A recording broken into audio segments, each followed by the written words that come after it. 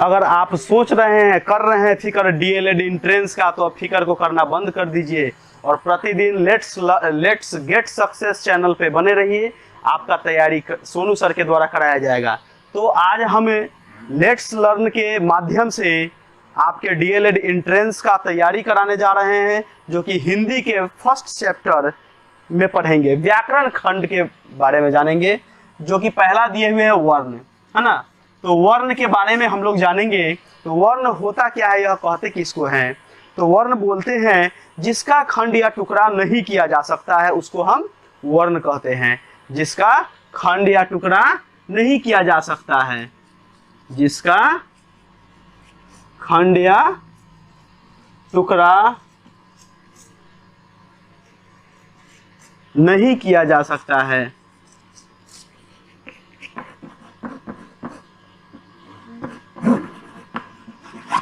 उसको हम वर्ण कहते हैं। तो अब कैसे जानेंगे?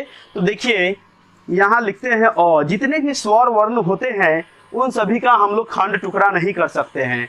प्लस उसके बाद जो भी व्यंजन वर्ण हो गया, पहले देख लेंगे। अ हो गया, आ हो गया, ह्रस्वी, दीर्घी इत्यादि, ये सब जो है हमारा स्वर वर्ण है ना। इसका खंड नहीं होता है। अब देखिए फिर स्पर्श व्यंजन में आ जाएंगे हम लोग। क हो गया, ख हो गया, ग हो गया, इन सभी का खंड टुकड़ा हो सकता है। तो इसको वर्ण का एग्जाम्पल बनाने के लिए हम लोग लिखेंगे क हलंत, ख हलंत, ग हलंत, च हलंत, द हलंत, प हलंत इत्यादि। ये सब हमारा वर्ण का एग्जाम्पल है। अब देखिए क को हम कैसे तोड़ते हैं?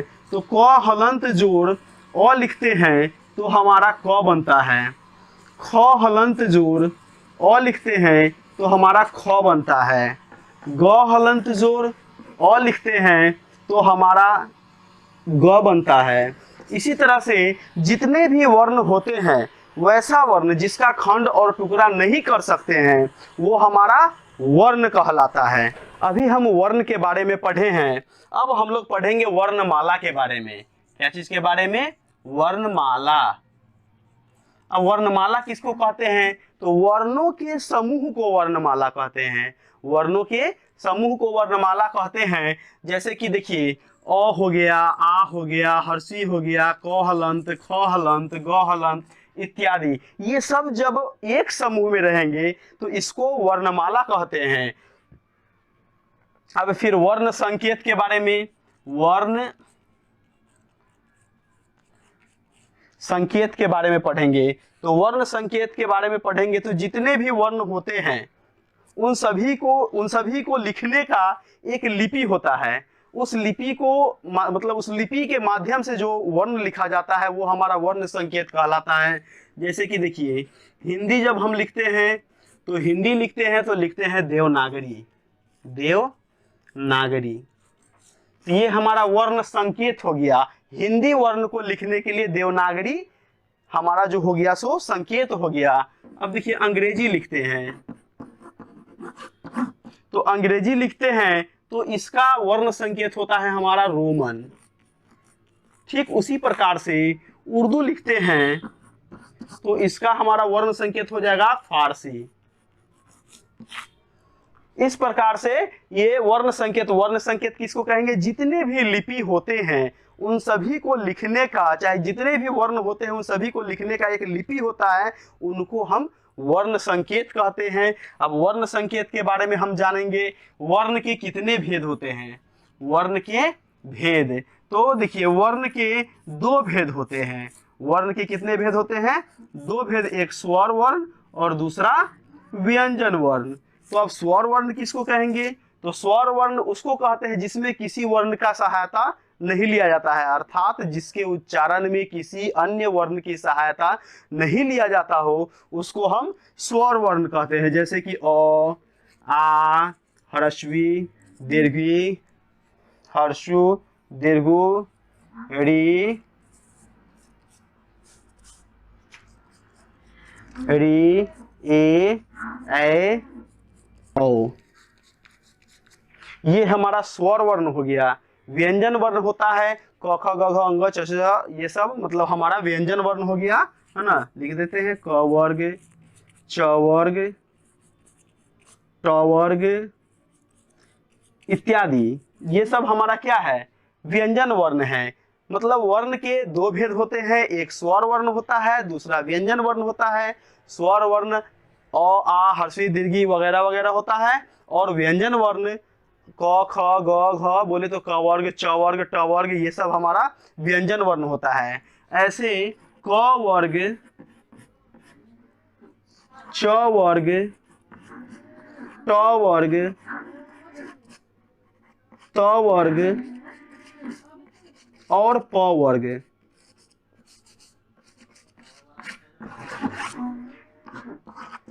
देखिए इसकी संख्या 25 होता है, जिसको हम स्पर्श व्यंजन के नाम से जानते हैं।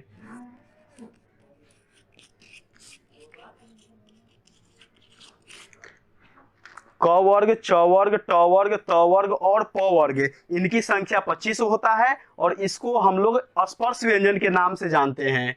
उसके बाद अंतः अस्त व्यंजन होता है, अंतः अस्त व्यंजन, अंतः अस्त, इसकी संख्या 4 होता है। कौन कौन होता है, तो य र ल और व, इसकी संख्या 4 होता है। इसको हम लोग अंतः अस्त व्यंजन के नाम से जानते हैं। अभी हम लोग उसमें व्यंजन के बारे में जानेंगे। देखिए उसमें व्यंजन, उसमें व्यंजन, इसका संख्या 4 होता है। कितना होता है, 4 होता है। तो उसमें व्यंजन तालाब स, मूर्धन स, दंत स और ह। देखिए तालाब स, मूर्धन स, दंत स और ह, ये इसकी संख्या जो है सो 4 होता है। उसमें व्यंजन की संख्या 4 होता है। अंतः अस्त व्यंजन की भी संख्या 4 ही होता है। अंतः अस्त व्यंजन की संख्या 4 होता है। ये कौन कौन, तो य र ल व, इसकी संख्या 4 होता है। इसको हम अंतः अस्त व्यंजन बोलते हैं। अंतः अस्त व्यंजन की संख्या 4 होता है। कौन कौन, य र ल और व, उसमें व्यंजन की संख्या भी 4 होता है। तालाब स, मूर्धन स, दंत स और ह। ऐसे उसके पहले हम स्पर्श व्यंजन के बारे में बताए हैं। स्पर्श व्यंजन, स्पर्श व्यंजन की संख्या कितनी होती है, 25 होती है। ये कौन कौन, तो क वर्ग च वर्ग ट वर्ग त वर्ग और प वर्ग। देखिए क वर्ग कहने का मतलब क से लेकर अंग तक, च वर्ग कहने का मतलब च से लेकर य तक, ट वर्ग कहने का मतलब ट से लेके न तक, त वर्ग कहने का मतलब त से लेके न तक, और प वर्ग कहने का मतलब प से लेके म तक। तो स्पर्श व्यंजन की संख्या 25 होती है। अंतः अस्त व्यंजन की संख्या 4 होती है। उसमें व्यंजन की संख्या भी 4 ही होती है। उसके बाद हम लोग जानेंगे अयोग्यवाह के बारे में। अयोग्यवाह, देखिए अयोग्यवाह की संख्या 2 होता है, एक अनुस्वार और एक विसर्ग। देखिए इसको अनुस्वार पढ़ते हैं, अनुस्वार, और इसको विसर्ग पढ़ते हैं।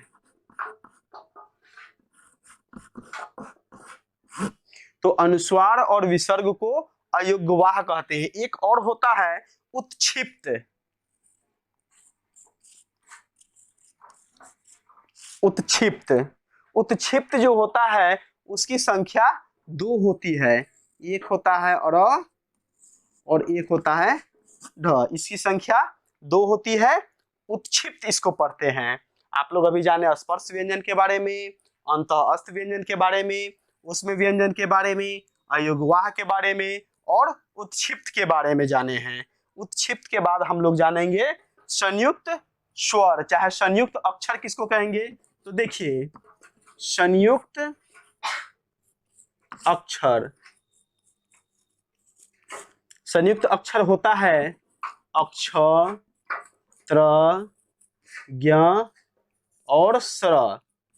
संयुक्त अक्षर 4 होते हैं। संयुक्त अक्षर कितने होते हैं, 4। ऐसे संयुक्त अक्षर जो है इसको हम लोग संयुक्त व्यंजन भी बोलते हैं।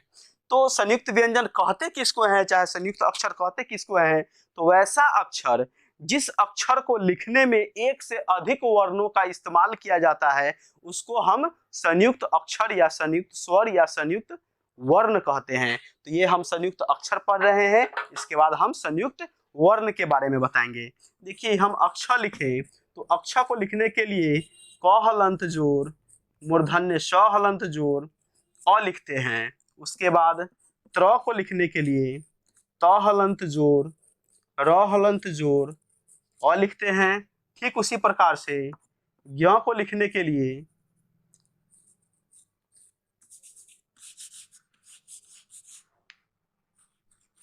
ज हलंत जोर न हलंत जोर अ लिखते हैं। और स्र को लिखने के लिए स हलंत जोर र हलंत जोर अ लिखते हैं।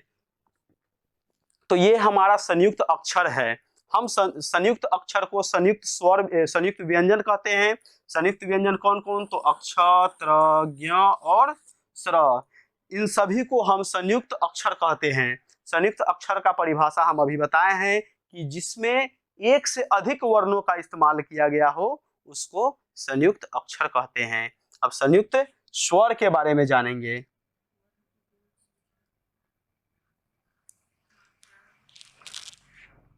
संयुक्त स्वर, देखिए संयुक्त स्वर, तो संयुक्त स्वर की संख्या कितनी होती है, तो संयुक्त स्वर की संख्या 2 होती है। कौन कौन होती है, तो एक होता है अ और दूसरा होता है ओ, तो सॉरी ओ नहीं औ। तो संयुक्त स्वर 2 होते हैं और संयुक्त व्यंजन 4 होते हैं। तो संयुक्त स्वर जो 2 होते हैं, जिस तरह से हम संयुक्त अक्षर के बारे में जाने हैं कि अक्षर में कौन कौन से वर्ण आते हैं, त्र में कौन कौन से वर्ण आते हैं, ज्ञ में कौन कौन से वर्ण आते हैं, स्र में कौन कौन से वर्ण आते हैं, ठीक उसी प्रकार से हम अभी जानेंगे कि अ और औ में कौन कौन से वर्ण आते हैं। तो अ और औ में कौन कौन से वर्ण आते हैं, तो अ में हमारा आता है अ जोड़ ए। अ जो है, अ में अ और ए को हम यदि जोड़ देते हैं तो वह हमारा अ बन जाता है, और वही अ के साथ ओ को जोड़ देते हैं, अ जोड़ ओ, तो ये हमारा औ बन जाता है। इसको हम संयुक्त स्वर बोलते हैं। संयुक्त स्वर की संख्या 2 और संयुक्त व्यंजन की संख्या 4 होती है। तो हम लोग जानेंगे उच्चारण स्थान के बारे में। डीएलएड में लगभग 4 से 5 नंबर का पूछता है उच्चारण स्थान, तो उसके बारे में हम लोग जानेंगे। तो देखिए ये वर्ण है ना, ये वर्ण है क, ख, ग, घ, अंग, अ, आ। बोले तो क वर्ग अ और आ से जितने भी शब्द शुरू होते हैं उन सभी का उच्चारण स्थान कंठ होता है। जैसे कि कबूतर, खरगोश, गाड़ी, घोड़ा, है ना, अनार, आम, ये सब शब्द जो हैं इन सभी का उच्चारण स्थान कंठ होगा। फिर कह रहा है च वर्ग और य, तालाब श, ह्रस्व ई, दीर्घ ई, इन सभी से शुरू होने वाले शब्दों का उच्चारण स्थान तालु होता है। जैसे कि चरखा, छाता, जहाज, झंडा, यज्ञ, शरीफा, इमली, ईख, ये सब जो है इन सभी शब्दों का उच्चारण स्थान तालु होता है। उसके बाद ट वर्ग है और री, र, मूर्धन्य स, ये सब जो है इन सभी का उच्चारण स्थान मूर्धा होता है। अर्थात री से, ट से, ठ से, ड से, ढ से, न से, र से, मूर्धन्य स से जितने भी शब्द शुरू होते हैं उन सभी का उच्चारण स्थान मूर्धा होता है। उसके बाद त वर्ग और ल दंत स से शुरू होने वाले शब्दों का उच्चारण स्थान दंत होता है। जैसे में तरबूज हो गया, थर्मस हो गया, दवात हो गया, धनुष हो गया, नल हो गया, लट्टू हो गया, सपेरा हो गया, इन सभी वर्ण से जितने भी शब्द शुरू होते हैं उन सभी का उच्चारण स्थान क्या होता है, दंत होता है। फिर अब देखेंगे प वर्ग ह्रस्व उ, दीर्घ उ से शुरू होने वाले शब्दों का उच्चारण स्थान ओष्ठ होता है। जैसे कि पपीता, फल, बकरी, भालू, मछली, ऊन, उल्लू, इन सभी से शुरू होने वाले शब्दों का मतलब उच्चारण स्थान जो होता है सो ओष्ठ होता है। फिर ए और ए का उच्चारण स्थान मतलब ए और ए से शुरू होने वाले जितने भी शब्द हैं उन सभी का उच्चारण स्थान कंठ तालु होता है। ओ और औ से शुरू होने वाले शब्दों का उच्चारण स्थान कंठोष्ठ होता है।